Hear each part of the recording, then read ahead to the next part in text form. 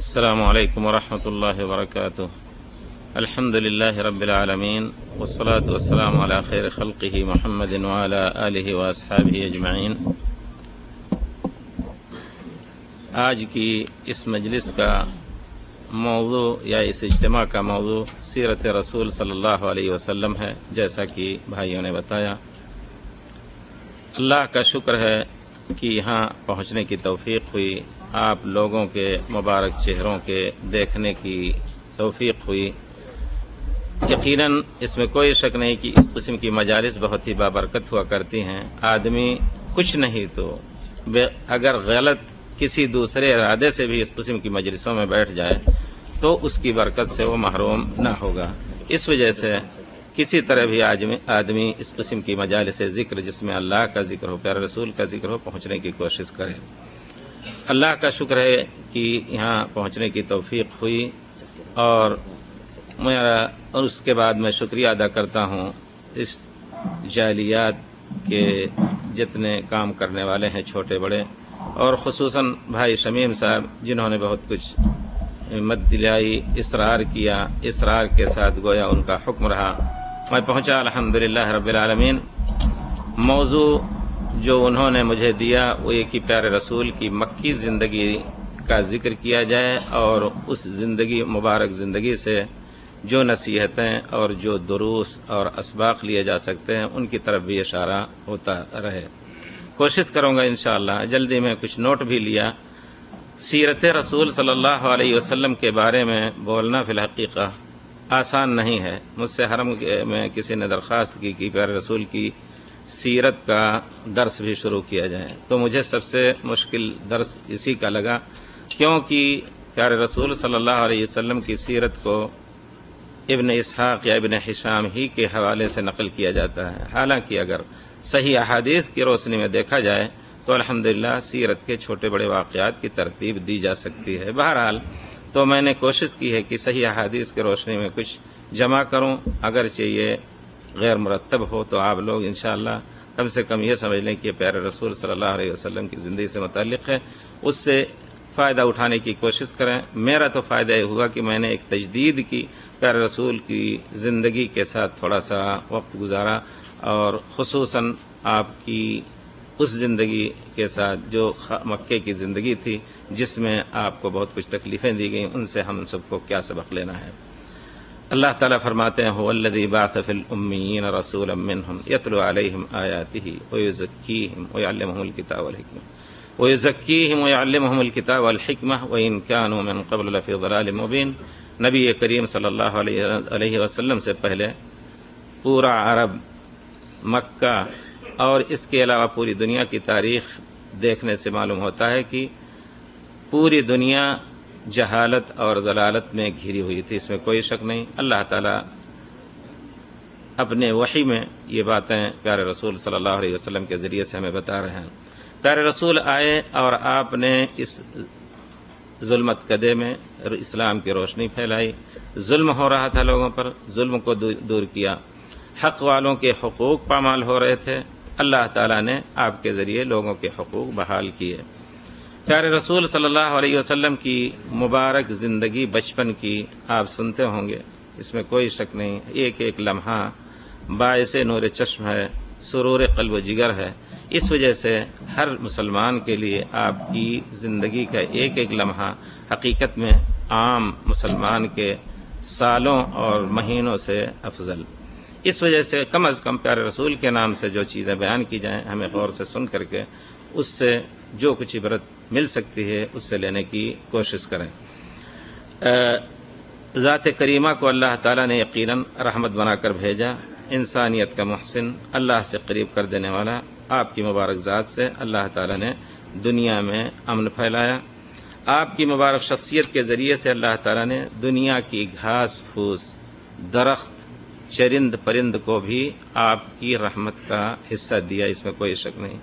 شجر و حجر کو بھی آپ کی رحمت کا بہت کچھ حصہ ملا۔ ناجائز کسی درخت کو کاٹنا، ناجائز کسی چڑیا کو مارنا یا ایسے جانور کو مارنا جس کو کھانا نہ ہو، پیارے رسول نے منع فرمایا۔ کتنی ہی ایسی چڑیاں ہیں جن کو مارنے سے پیارے رسول صلی اللہ علیہ وسلم نے منع فرمایا کیونکہ وہ کھائی نہیں جا سکتی، تو اس کے جان کو ضائع کرنا یہ اسلام اور مسلمان کا کام نہیں ہے۔ اس محسن انسانیت کا شکریہ اگر یہ انسان کنود، یہ ناشکرہ انسان نہ کرے تو یقیناً درختوں اور جانوروں نے بھی اللہ رب العزت کے اس رسول کا شکریہ ادا کیا۔ آپ کو معلوم ہے، صحیح روایات میں ہے، پیارے رسول نے درخت کو بلایا، وہ اپنی جڑ کے ساتھ کھڑ کر کے پیارے رسول کی اتباع میں آ کے آپ کے پاس کھڑا ہو گیا۔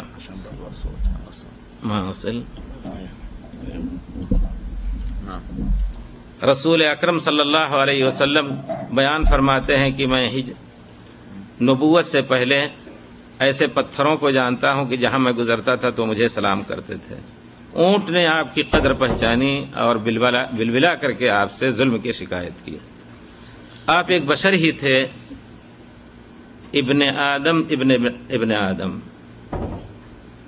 آپ کے والد، آپ کے دادا حضرت آدم علیہ السلام کی اولاد میں سے تھے۔ اب جو لوگ کہتے ہیں کہ آپ بشر نہیں ہیں، یقیناً یہ پیارے رسول، یعنی یہ عبرت کی چیز ہے کہ پیارے رسول صلی اللہ علیہ وسلم کی ہتک کر رہے ہیں۔ پیارے رسول اللہ کے کلام کو جھٹلا رہے ہیں۔ اللہ تعالیٰ فرماتے ہیں قل انما انا بشر مثلکم۔ آپ محمد بن عبداللہ بن عبد المطلب، آپ کا نسب نامہ روز روشن کی طرح دنیا کے سامنے مشہور ہے۔ آپ کا ایک مبارک فرمان، لوگ اس میں کوئی شک نہیں ضلالت اور گمراہی میں تھے، اس گمراہی اور ضلالت میں کوئی شبہ کر سکتا ہے کہ پیارے آدم علیہ السلام سے لے کر کے میری ولادت تک میرے نسب میں زنا کا کوئی شائبہ جاہلیت میں بھی نہ رہا۔ اسی طرح پیارے رسول صلی اللہ علیہ وسلم کا فرمان ہے کہ اللہ تعالیٰ نے مجھے پوری دنیا کے سب سے افضل زمانے میں بھیجا۔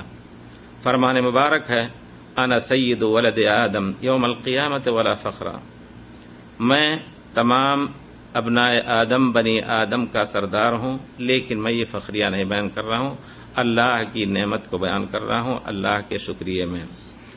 آپ کی جیسا کہ صحیح مسلم میں ایک صحابی نے، اعرابی صحابی نے پیارے رسول سے سوال کیا کہ اللہ کے رسول، آپ اپنے اللہ کے رسول پیر کے دن کے روزے کے بارے میں آپ کیا فرما رہے ہیں؟ تو آپ نے فرمایا کہ پیر کے دن میری ولادت ہوئی اور اسی دن مجھ پر وحی نازل ہوئی اللہ کی طرف سے۔ اس سے کچھ لوگ یہ معنی لیتے ہیں کہ پیر کا دن آپ کا یوم میلاد منانے کا دن ہے، کیونکہ پیارے رسول نے آپ اپنی ولادت ہی کا ذکر کر کے آپ نے روزہ رکھنے کو مشروع فرمایا۔ تو ایک متبع سنت یا متبع رسول کی حیثیت سے آدمی کو وہی کچھ کرنا ہے جو پیر کی مناسبت سے پیارے رسول نے کیا ہے۔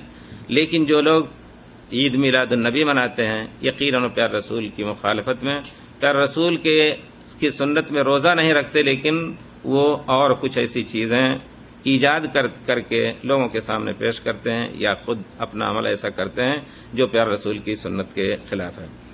آپ کی سال ولادت جیسا کہ موضوع دیا گیا ہے کہ اس سے کچھ اشارہ ہوتا چلے عبرت اور نصیحت کا بھی۔ آپ کی سال ولادت ہاتھی کے حادثے کے سال، جس کو عام الفیل کہا جاتا ہے، آپ کی ولادت اس ہاتھی کے سال ہوئی۔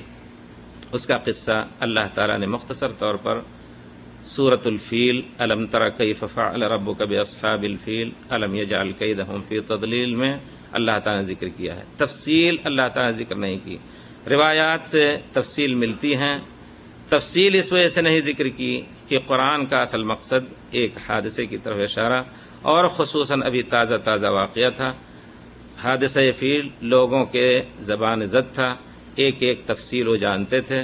پیارے رسول صلی اللہ علیہ وسلم نے کی اس سال ولادت مبارک ہوئی، اس سے لوگ کہتے ہیں کہ آپ کی برکت، اس میں کوئی شک نہیں، آپ کی ذات کی برکت سے حادثہ فیل کو اللہ تعالیٰ نے مسلمانوں کے لیے ایک خوشخبری کی چیز بتائی کہ اسلام ہر حال میں اونچا ہو کر کے رہے گا، جس کو اللہ تعالیٰ نے اس لیے ظاہر کیا لیظہرہ علی الدین کلہ، کیونکہ دشمن پوری توانائی کے ساتھ آ کر کے کعبے کو، جو وحی کا سب سے پہلی جگہ تھی، اس کعبے کو ڈھانا چاہتا تھا، اللہ تعالیٰ نے اس کو مسمار کیا ملیہ میٹ کیا۔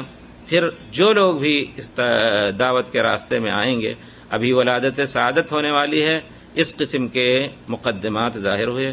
جو لوگ اس دعوت کے پیچھے پڑیں گے، جو لوگ اس دعوت کو دبانے اور مٹانے کی کوشش کریں گے، اللہ تعالیٰ ان کو مٹا کر کے رہے گا۔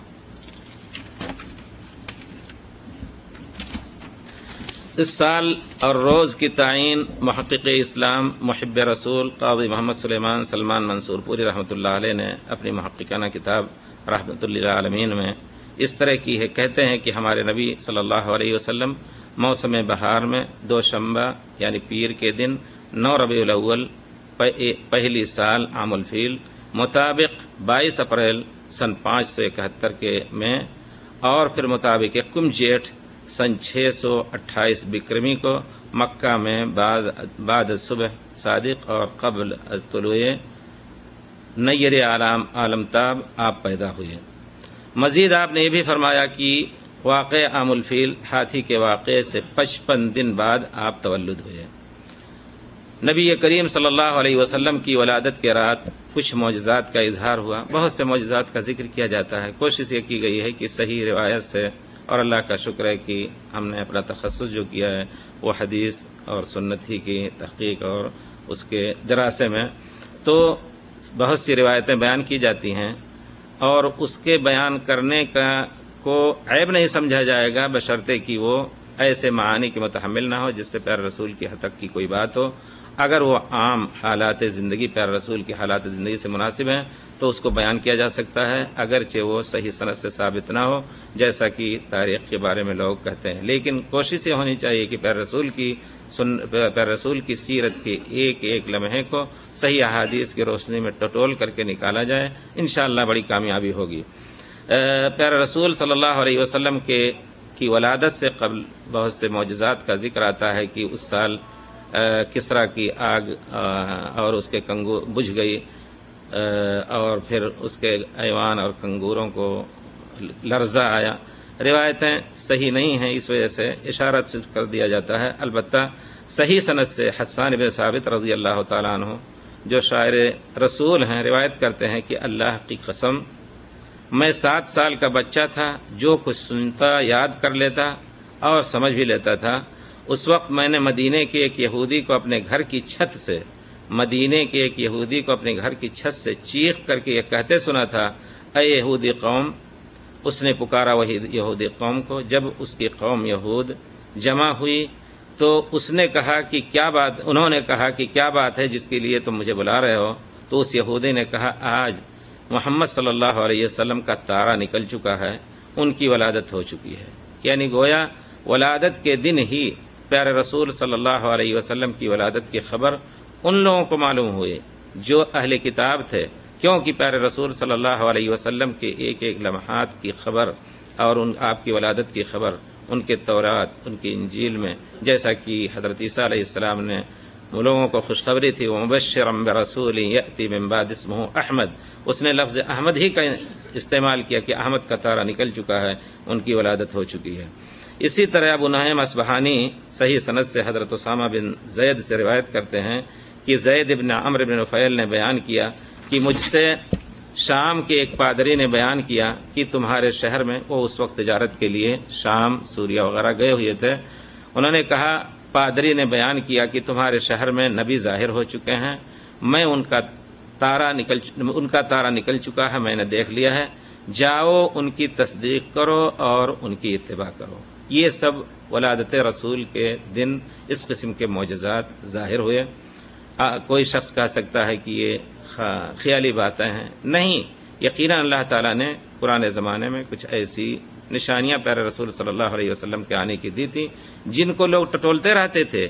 یہی یہود پیارے رسول صلی اللہ علیہ وسلم کے بارے میں جانتے تھے کہ آپ کی نشانیاں کیا ہیں، آپ کے آنے کا وقت کیا ہے، اور آپ کے پیدائش کی جگہ کون سی ہے، اور آپ کے ہجرت کی جگہ کیا ہے، اور وہ باقاعدہ لوگوں میں اس کا حوالہ دیا کرتے تھے، اور آپ کے نام سے وَكَانُوا يَسْتَفْتِحُونَ مِن قَبْلِ، پیارے رسول کا نام لے کر کے لوگوں پر فتح حاصل کرتے تھے کہ ایک رسول آنے والے ہیں، اگرچہ تم نے ابھی ہمیں شکست دے دیا ہے، لیکن آئندہ نبی جو آنے والے ہیں ان کے ساتھ مل کر کے ہم تم سے جنگ کریں گے اور فتح حاصل کریں گے۔